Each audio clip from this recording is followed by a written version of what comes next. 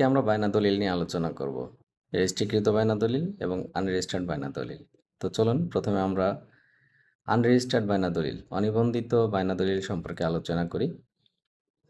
আমরা সাধারণত 300 টাকা স্ট্যাম্পে খোলা বায়না করে থাকি। তো খোলা বায়নায় আমরা আসলে কি সুবিধা পাই আর কি অসুবিধা হয় সেটা নিয়ে একটু আলোচনা করি। প্রথমত, আপনি যখন খোলা বায়না করেন তখন এটার টাকাটা তাকে দিয়েছেন, একটা এভিডেন্স থাকে, একটা প্রুফ থাকে।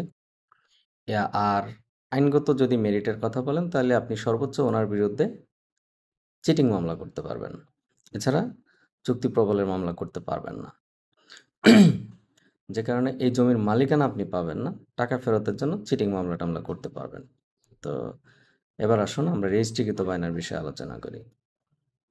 আপনি কারোর সাথে রেজিস্ট্রিকৃত বায়না করেছেন, উক্ত মেয়াদের ভিতরে জমির মালিক আপনাকে জমি রেজিস্ট্রি করে দিচ্ছে না, তাহলে আচ্ছা, যেদিন বায়নার মেয়াদ শেষ হবে তার থেকে আপনি পরবর্তী 1 বৎসর তামাদির মেয়াদ পাবেন।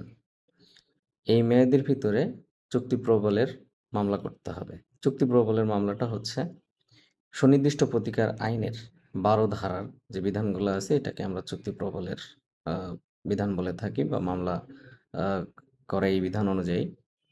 তো চুক্তি প্রবলের বিধান অনুযায়ী আপনি যখন মামলা করবেন তখন আদালত আপনাকে ডিক্রি দিবে এবং পরবর্তীতে জাজমেন্টও দিবে।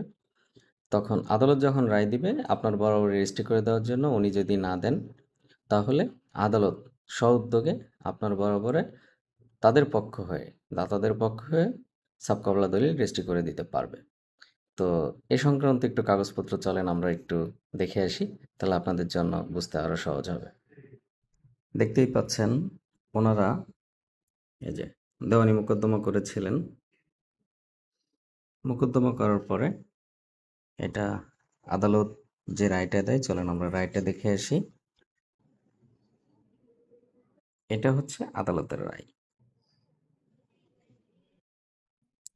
বিবাদীগণের খরচাসহ ডিক্রি হয় আগামী 60 দিনের মধ্যে বিবাদী পক্ষকে নালিশি জমির বকরি টাকা গ্রহণে, নালিশি সম্পত্তির